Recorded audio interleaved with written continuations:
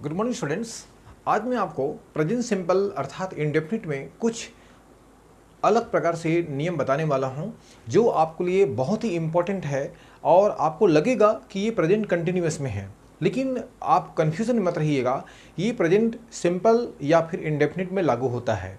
इसका फार्मूला है subject plus is am are plus in at with plus object. इसमें किसी भी प्रकार से प्रीपोजिशन का उपयोग हम कर सकते हैं, ध्यान रखिएगा। इसमें स्थान और परिचय बताता है, लेकिन इज एम आर का उपयोग करने में आप कंफ्यूजन में ये मत रहिएगा कि ये प्रेजेंट कंटिन्यूअस में लागू होता है। बेटा आपको ध्यान रखिएगा कि प्रेजेंट कंटिन्यूअस में किसी काम का पूरी तरह से जारी होना पाया जाता है। ध्यान रखिएगा, जैसे मैं आपको इंग्लिश पढ़ा रहा हूँ, मेरी माँ इस समय खाना बना रही है, मेरे बड़े भैया अभी आईएएस की तैयारी कर रहे हैं, तो उसमें जो काम होता है उसको बताया जाता है, लेकिन इसमें किसी स्थान या परिचय बताते हैं। तो ध्यान रखिएगा, मैंने बोला कि मैं अभी रास्ते में हूँ, मेरा छोटा भाई अभी स्कूल में है, वह मेरा दोस्त है। देखिए, वह मेरा दोस्त है यानी मैं परिचय बता रहा हूँ। यह मेरी बड़ी मम्मी है, वह मेरे बड़े पापा है। तो इस प्रकार का सेंटेंस को हम उपयोग करते हैं। तो इसको इंग्लिश में हम कैसे बोलेंगे, आज मैं आपको बहुत ही अच्छी तरीके से पढ़ाने वाला हूँ। तो ध्यान रखिएगा, please pay attention and do not forget whatever I am going to teach all of you in the class, right. तो देखिएगा, ये भी प्रेजेंट सिंपल या इंडेफिनिट में लागू होता है। तो please look at the board carefully. Present simple या इंडेफिनिट है हूँ होना स्थान या परिचय बताता है। Subject plus is am are plus in at with किसी प्रकार से प्रीपोजिशन का उपयोग कर सकते हैं प्लस ऑब्जेक्ट। अब देखिए, इज एम आर का उपयोग कहाँ करते हैं। आई के साथ होता है am, we, you, they and with plural are का उपयोग करेंगे। He, she, it and singular इसका उपयोग करेंगे। अब देखिए, हम वाक्य को कैसे बोलते हैं। मेरे पिताजी और चाचा आजकल चंडीगढ़ में हैं। तो मेरे पिताजी और चाचा क्या हो गया, ये प्लूरल फॉर्म हो गया, तो इसमें क्या आएगा, are. My father and uncle are in Chandigarh nowadays. This is correct, okay. अगर सिंगुलर है तो हमेशा ध्यान रखिएगा, इसका उपयोग कीजिएगा। अब देखिए, इसमें दूसरा सेंटेंस, दूसरा एग्जांपल देखिए। आप अभी नानी के साथ हो, हम क्या बोलेंगे, you are with nani now, okay. तो ध्यान रखिएगा, इसमें रहा है, रही है या हुआ है, हुई है नहीं आया है, किसी स्थान या परिचय बताता है। वह इस समय स्कूल में है। देखिए, स्कूल एक स्थान है, तो इसमें ही या सी दोनों आ सकता है। He oblique she is in school at this time. इस समय को बोलते हैं एट दिस टाइम, उस समय को बोलते हैं एट दैट टाइम, राइट। अगर मैं इसी में अगर मैं आपको नेगेटिव बनाने के लिए बोलूं, तो जितने भी आपका हेल्पिंग वर्ब है उसके बाद किसका उपयोग करेंगे, नॉट। मेरे पिताजी और चाचा आजकल चंडीगढ़ में नहीं हैं, तो my father and uncle are not in Chandigarh nowadays, right. आप अभी नानी के साथ नहीं हो, तो you are not with nani now. वह इस समय स्कूल में नहीं है, तो he oblique she is not in school at this time. This is correct. अब हम इसका वास्तव में नेगेटिव कैसे बनाते हैं, बोर्ड में देखिएगा ध्यान से। Subject plus is am are plus not in at with plus object. कुछ विद्यार्थीगण अभी क्लास में नहीं हैं। Some students are not in class now. देखिए, हम यहाँ पर विद्यार्थीगण प्लूरल फॉर्म में हैं, इसने हमसे यहाँ पर क्या लगाए हैं, आर। तो are not in class now. अब देखिए, इसका इंट्रागेटिव बनाएंगे तो हम क्या है, हेल्पिंग वर्ब को सामने में ले आते हैं। तो जितने भी प्रकार से मैं आपको बता रहा हूँ उसमें इंट्रागेटिव केवल दो ही प्रकार से होते हैं। सामने में अगर क्या शब्द आए तो वो टेंस के अनुसार सामने में उसमें हेल्पिंग वर्ब का उपयोग करना है, राइट। इसमें है हूँ आया है तो आपको इज एम आर लगाना है आपको। देखिएगा, तो is am are plus subject plus in at with plus object. क्या श्री नरेंद्र मोदी छत्तीसगढ़ के बिलासपुर में हैं। तो देखिए बेटा, is mister Narendra Modi at Bilaspur in Chhattisgarh. This is correct. अब देखिए, इसी को मैं अगर WH वर्ड बोलूं कि क्या को मैं बीच में डाल देता हूं, श्री नरेंद्र मोदी छत्तीसगढ़ के बिलासपुर में क्यों हैं। अगर बोलता हूं तो यहां पर आ जाएगा वाई के बाद सेम टू सेम बोलना पड़ेगा। Why is mister Narendra Modi at Bilaspur in Chhattisgarh. Shri Narendra Modi Chhattisgarh के बिलासपुर में कब है, तो व्हेन, राइट, वेन लगा दीजिएगा। श्री नरेंद्र मोदी छत्तीसगढ़ के बिलासपुर में कहाँ हैं, वेयर लगा दीजिएगा। इस प्रकार के हम बहुत सारे WH वर्ड का उपयोग कर सकते हैं। अब देखिए, WH word is am are plus subject in at with plus object. मेरे माता पिता क्या अभी गायत्री मंदिर में है। देखिए आप बीच में आया है, क्या, क्यों, कब, कैसे लगाइए आप इसको। तो क्या बोलेंगे, व्हाट आर का प्रयोग क्यों करेंगे, क्योंकि माता पिता प्लूरल फॉर्म में है। तो what are my mother and father यहां पर at Gayatri temple now, correct. तो ध्यान रखिएगा, क्या, व्हाट, क्यों, वाई, कब, वेन, कहाँ, वेयर, और कैसे, हाउ। मेरे माता पिता कैसे अभी गायत्री मंदिर में हैं, व्हाट की जगह में हाउ आ जाएगा। इस प्रकार से WH वर्ड का इस्तेमाल कीजिएगा। Hopefully there will not be any problem to understand. Okay, now so आप लोगों को अच्छी तरह से समझ में आया होगा। तो इसको बिल्कुल भी भूल मत कीजिएगा, यह स्थान और परिचय बताता है। 100% ये आपकी बोलचाल की भाषा है बेटा। तो अगला हम आपको कुछ नए नियम बताने जा रहे हैं। अब देखिएगा, इसमें जो भी मैं बता रहा हूं, please I am requesting from all of you, please follow all the rules of regulation and then you can speak in English in a proper way. Last rule मैं आपको बताऊंगा प्रेजेंट सिंपल में। अब देखिएगा, देखिए आप, आज मैं आपको एम्फेसिस सेंटेंस के बारे में आज जो आपको बताने वाला हूँ। एम्फेसिस मतलब होता है किसी वाक्य पर जोर देकर बोलना, बलपूर्वक बोलना। ये हमारे ना कि बोलचाल की भाषा में, बल्कि ये आपके एग्जामिनेशन में अक्सर ये पूछे जाते हैं। तो I think that it's very important for each and every one who wants to follow the rules of regulation of this sentence, right. तो कुछ मैं एग्जाम्पल बताऊंगा बेटा, इसको ध्यान रखिएगा। इसमें डू, डज और डिड का उपयोग करते हैं। डू डज का उपयोग कहाँ करते हैं, प्रेजेंट सिंपल में, और डिड का उपयोग कहाँ करते हैं, पास्ट सिंपल में। अन्य जितने भी टेंस में हैं उसमें डू डज का उपयोग नहीं करते, ये केवल प्रेजेंट सिंपल और पास्ट सिंपल में करते हैं। डू डज और डिड, इनमें निगेटिव और इंट्रागेटिव नहीं होता। इसका निगेटिव और इंट्रागेटिव का प्रयोग हम नहीं बना सकते। अब ये वाक्य कैसे बनते हैं मैं आपको बता रहा हूँ, ध्यानपूर्वक देखिएगा, सुनिएगा। मैं घर जाता हूँ, अगर मैं इसको बोलता हूँ मैं घर अवश्य जाता हूँ या मैं घर जाता तो हूँ, तो कैसे बोलेंगे, I do go to home. आप अंग्रेजी में बात अवश्य करते हो, you do talk in English. तो सब्जेक्ट के तुरंत बाद और वर्ब के ठीक पहले हमेशा डू डज का प्रयोग करने पर ये बलपूर्वक वाक्य हो जाता है, राइट। वह फूल तोड़ती है, तो सिंपल वाक्य है बेटा। सी प्लक्स द फ्लावर, वह फूल अवश्य तोड़ती है। She does pluck the flower, this is correct. उसी प्रकार से ये आपका प्रेजेंट सिंपल में हो गया।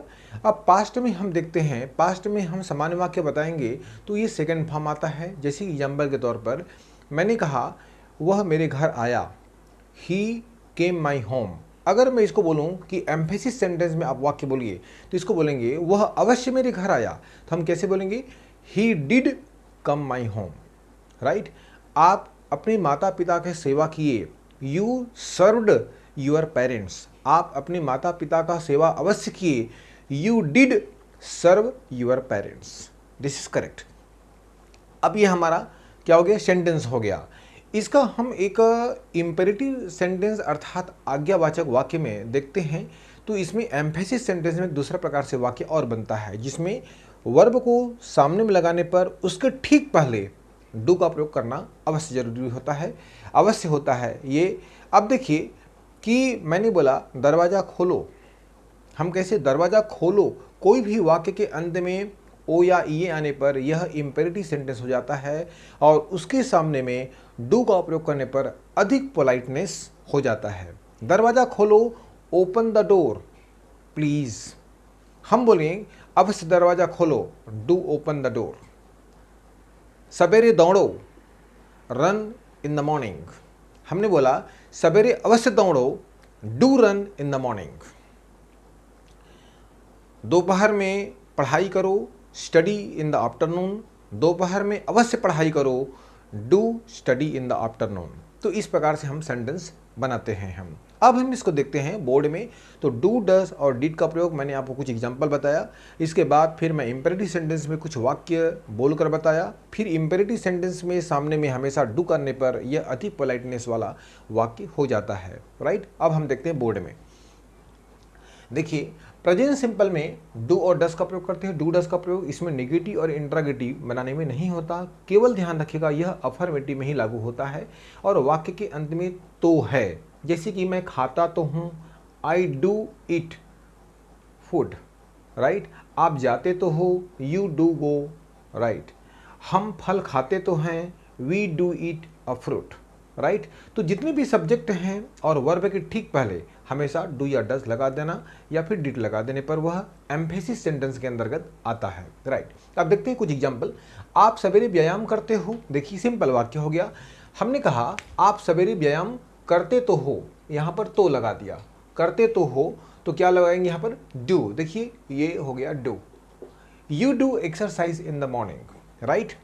वह माता पिता की आज्ञा मानता है, मैंने देखिए यहाँ पर क्या लिखा है, ही ओबेज द पेरेंट्स।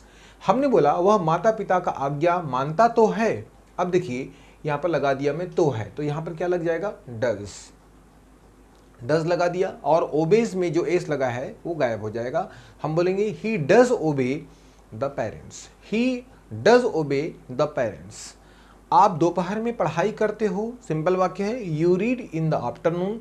मैंने बोला कि आप दोपहर में पढ़ाई करते तो हो, देखिए आप ये बलपूर्वक वाक्य हो गया आपका, तो क्या बोलेंगे यहाँ पर यू डू, क्या बोलेंगे you do read in the afternoon, this is correct. माँ शाम को पूजा करती है, सिंपल वाक्य हो गया, mother worships in the evening, right. हमने कहा माँ शाम को पूजा अवश्य करती तो है या अवश्य करती है, इसमें बोलेंगे मदर डज, किसका प्रयोग करेंगे डज, क्योंकि मदर क्या है सिंगुलर है और सिंगुलर के बाद हमेशा हम डज का प्रयोग करेंगे। तो mother does worship in the evening, worship से नहीं बोलेंगे इसको। हम मंगलवार को हनुमान चालीसा पढ़ते हैं, तो क्या बोलेंगे simple, we read Hanuman Chalisa on Tuesday. अब मैं इसी को एम्फेसिस सेंटेंस में बोलूँ कि हम मंगलवार को हनुमान चालीसा पढ़ते तो हैं या हम मंगलवार को हनुमान चालीसा अवश्य पढ़ते हैं, तो इसमें सब्जेक्ट के बाद या वर्ब के ठीक पहले हम डू का उपयोग कर देंगे। तो ये हो गया हमारा एम्फेसिस सेंटेंस। तो we do read Hanuman Chalisa on Tuesday. I think that you have no any confusion, right. अब देखते हैं हम यहाँ पर कुछ एग्जाम्पल्स और देखिए।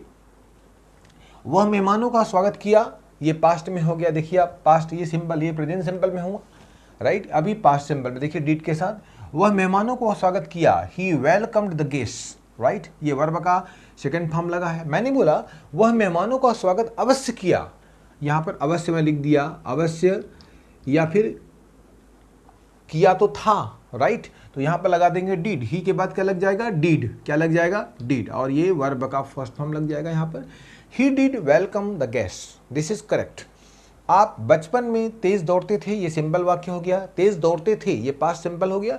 हमने क्या यहाँ पर क्या लिखा, you rain in childhood fast, rain, हमने कहा आपसे आप बचपन में अवश्य दौड़ते थे, राइट। तो यहाँ पर क्या लग जाएगा डिड, ये डिड हो गया। यू डिड रन, यहाँ पर रन हो जाएगा, you did run in childhood fast, okay. तो ये हमारा फर्स्ट जो रूल है इसी में एम्फेसिस का वो समाप्त हो गया। दूसरे में देखिए, अगर आप किसी व्यक्ति को अधिक विनम्रता बोलेंगे, कि अधिक विनम्रता कहने का तात्पर्य हम जैसे बोलते हैं कि भाई साहब वहाँ बैठ जाइए, please sit down there, right. मैंने बोला कि भाई साहब कृपया कृपया आप वहाँ पर अवश्य बैठ जाइए, तो हम कैसे बोलेंगे do sit down there, right. Diwali के समय पुताई, घर की पुताई करो, white wash the house during Diwali या फिर ऑन दिवाली, दिवाली के समय घर की पुताई अवश्य करो, do white wash the house during Diwali, right. तो हमने बोला कि अपने माता पिता के सवेरे पैर छुओ, touch your parents in the morning, touch the feet of your parents in the morning. हमने बोला माता पिता की अवश्य पैर छुओ सवेरे, तो do touch the feet of your parents, do लगाने पर यह अधिक पोलाइटनेस हो जाता है। कुछ एग्जाम्पल देखिए आप, अधिक विनम्रतापूर्वक बोलने में डू लगाते हैं, इसमें वर्ब के सामने होता है। माता पिता की सेवा करो, तो हमने क्या बोला सर्व द पेरेंट्स, ये हो गया सिंपल वाक्य, सर्व द पेरेंट्स। हमने बोला माता पिता की सेवा अवश्य करो, तो यहाँ पर लगा दीजिएगा डू, सिंपल, वेरी सिंपल। नाश्ता करिए कृपया, हमने बोला नाश्ता अवश्य करिए, माता पिता की सेवा अवश्य करो है, सेवा अवश्य, ये अवश्य हो गया। नाश्ता करिए कृपया, हमने बोले कि नाश्ता अवश्य करिए, या हमने बोले अवश्य करिए, तो ये हमने क्या बोलेंगे, डू हैव ब्रेकफास्ट प्लीज। बैठ जाइए, हैव अ सीट, हमने बोला कि अवश्य बैठिए, बैठ जाइए, डू हैव अ सीट। चाय पीजिए, have a cup of T, चाय अवश्य पीजिए, do have a cup of T, right. तो आपको अच्छी तरह समझ में आ गया होगा। सवेरे सवेरे व्यायाम करो, exercise early in the morning, right. हमने कहा सवेरे सवेरे अवश्य व्यायाम करो, ये मैं बोला कि अवश्य व्यायाम करो, तो यहां पर क्या लग जाएंगे, डू। तो ये हमारा समाप्त हो गया, do exercise early in the morning, right? So my dear students, there is no any problem to understand whatever I have explained in the class in a very easy way. This is called emphasis sentence. I hope कि आपको अच्छी तरह से समझ में आ गया होगा। यदि हमारा वीडियो, हमारा जो समझाने का तरीका है आपको समझ में आया होगा, तो please do not forget to like, share and subscribe. और यदि किसी प्रकार के हमारे समझाने में किसी प्रकार से प्रॉब्लम होगा तो हमारे कमेंट बॉक्स में जा करके हमसे शेयर कीजिए। आपकी जितनी प्रॉब्लम है हम आपको सॉल्व करेंगे। Thank you very much for today's class. Okay, thank you.